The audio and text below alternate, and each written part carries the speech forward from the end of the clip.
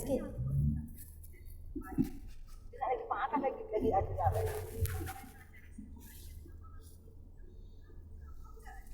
Tadi ayah hantar idea kat mana? Oh, Puchang. Aku tanya kecil mata ni kan, dia kata dekat blue ni tau macam block UV kan, betul-betul dekat ni, blue cut.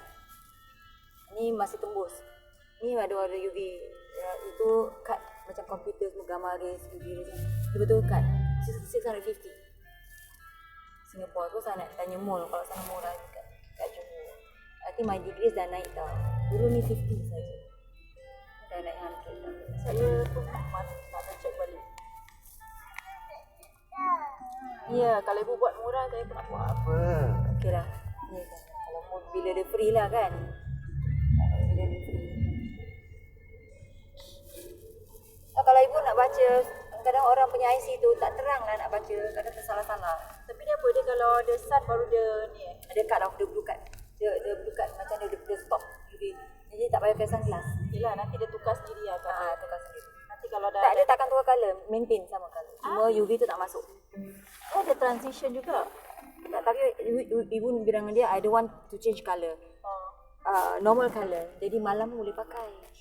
Kalau ada transition, nanti malam nanti gelap tau. Tak lah, transition nanti dia bila malam, bila ni, nanti dia cerah. Cerah apa tu? Tak ada colour. Dia masa dia tengok tahap-tahap. It was about 3 in the morning and I was on my way to my job at my local McDonald's to open when my favorite manager there with me. She told me to text her when I got there so that she could let me inside. Once I pulled in, I noticed a man standing outside of his car in the farthest corner of the parking lot. He was shooting me this sort of menacing stare. Let me point out that it's completely pouring outside. I was really confused as to why this guy wasn't just sitting in his car. I then parked and texted my manager to let me inside. Seconds later, I noticed her at the door opening it for me. Upon walking up to her, I say my usual good morning. I was stopped mid-sentence by her rushing me inside and saying, "Did you see that guy outside?" I told her yes, and she proceeded to help me refill sauces, napkins, and things like that. My manager then told me that she's going to check the security tapes just to make sure that everything during the period that the restaurant was closed was okay. Minutes later, my manager called me into her office for whatever reason. She told me to look at the screen, and it showed that the same man was standing outside. The time was 12:47. She then fast-forwarded the tape to reveal that the man had been standing outside the entire time up until now. And at this point, it's about 3:50 a.m. I ran to the front lobby, and I noticed him still standing over by his car.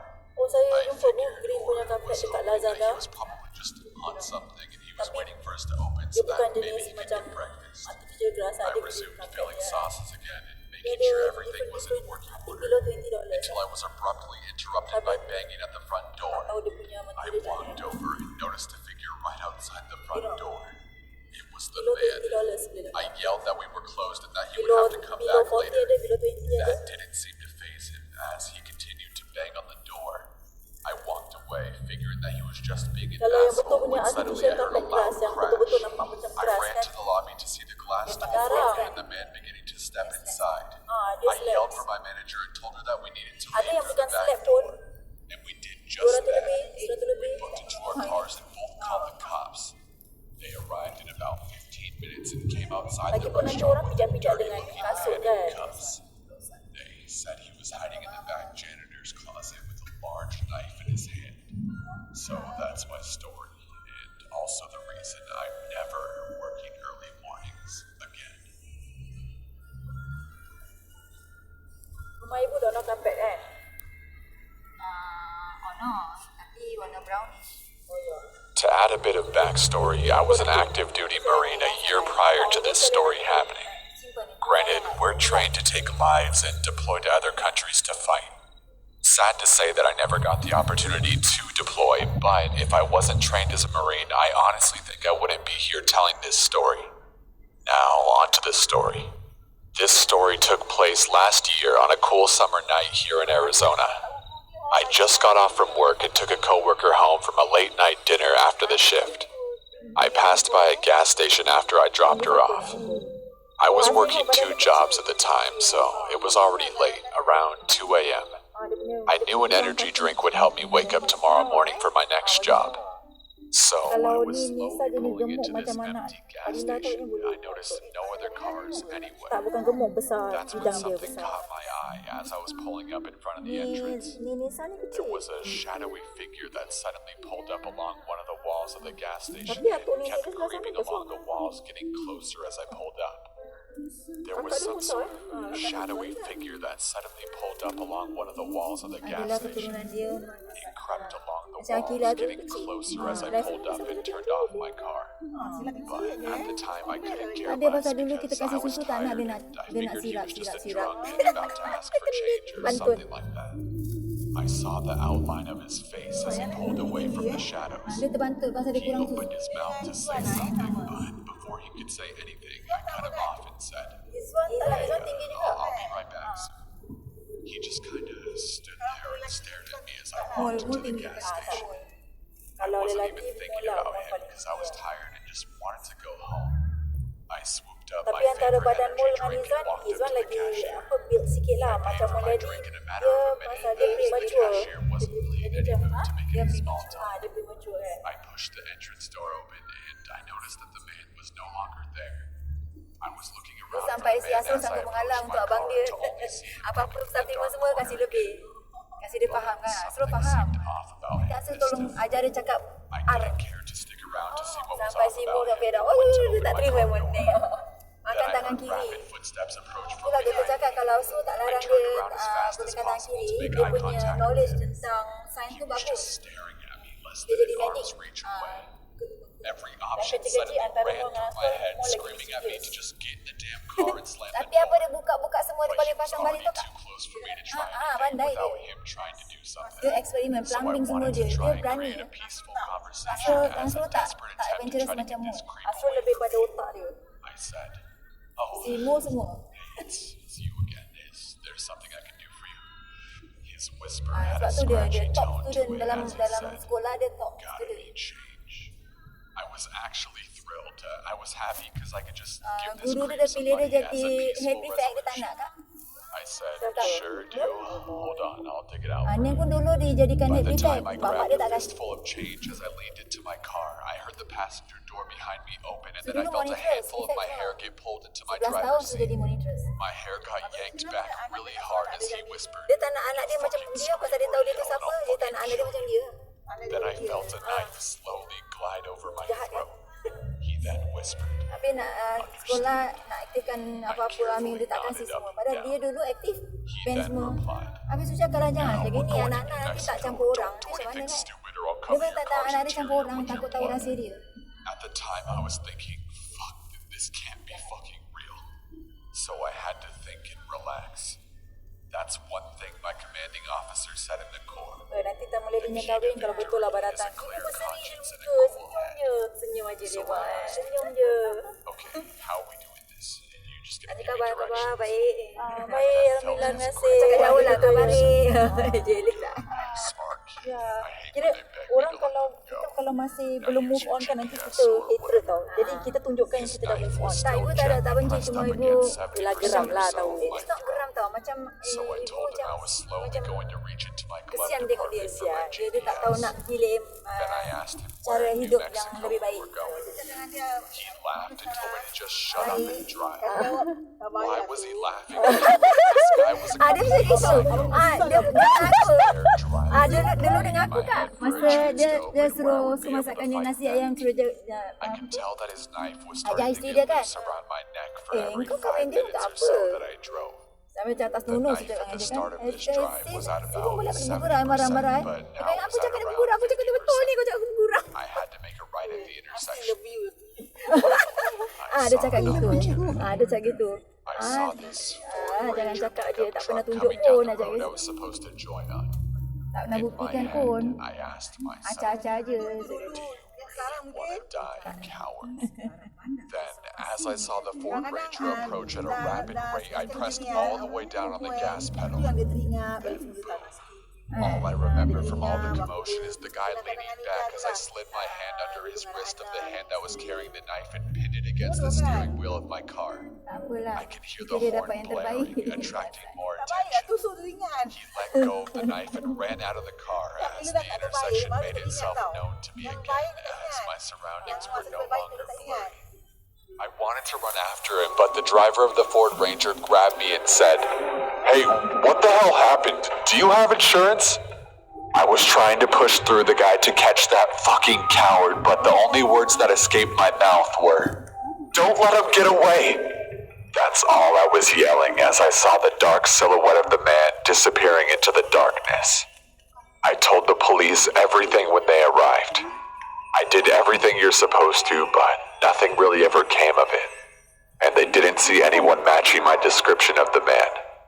I now carry my gun on me and a few knives, so I will never be the victim of something like this again. Có cái video không?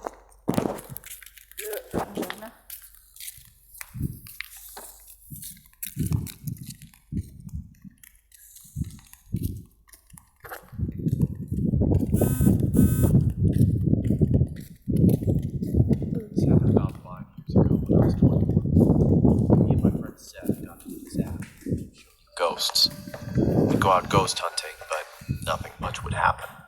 Sometimes a dot would appear on one of our phones and it would say random words. We would ask, "How did you die?"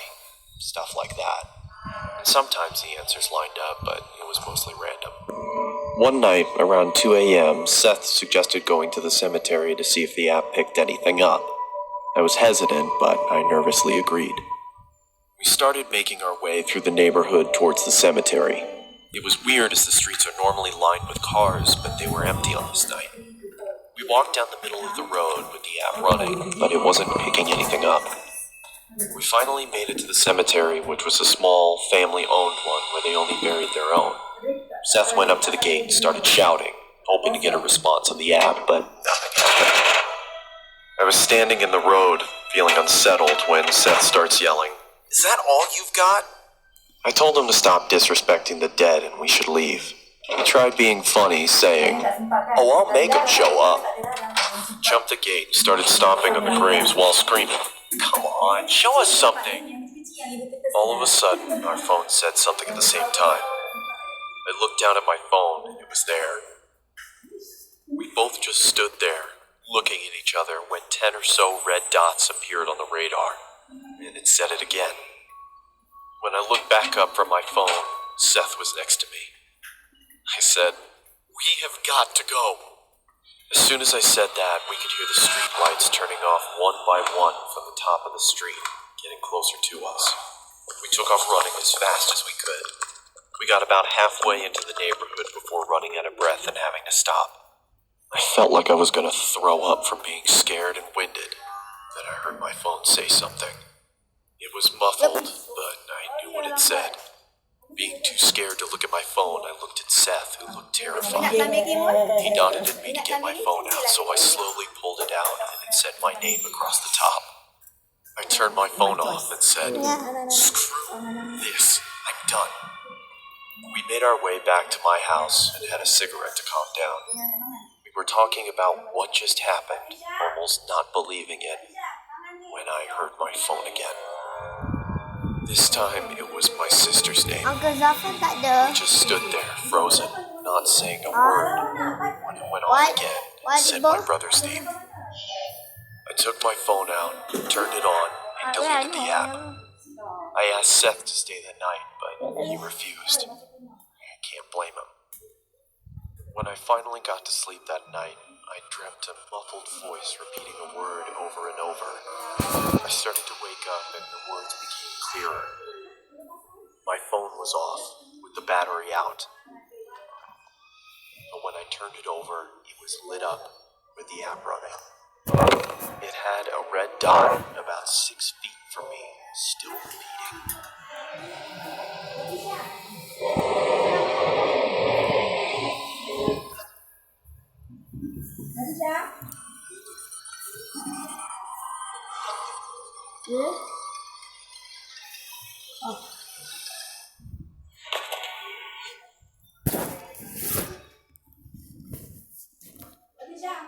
I woke up the next morning and went to the bathroom. I had a razor-thin cut from my left shoulder to my right hip. I don't know what happened that night, and nothing has happened to me since. Needless to say, I don't mess with a lot of stuff anymore.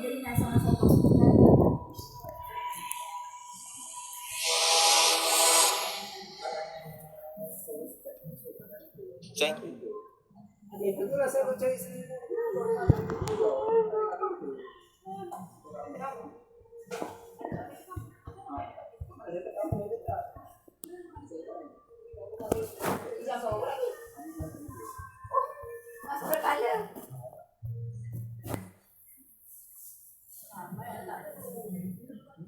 Dapur lah. Guna hitam merah putih ini merah putih. Ibu ke dapur? Kalau guna yang hitam merah putih. Mana-mana lah. Bateri dah ada belum? Tolong. Bateri dah ada.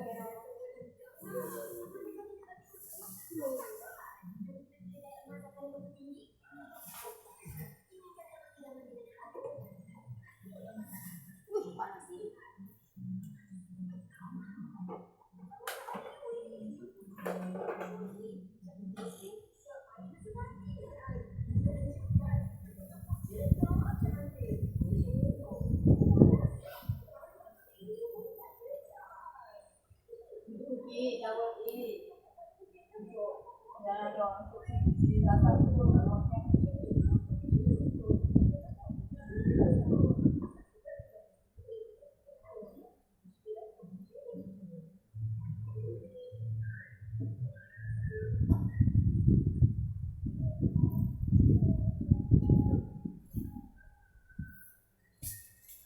Tahu sih, tahu sih.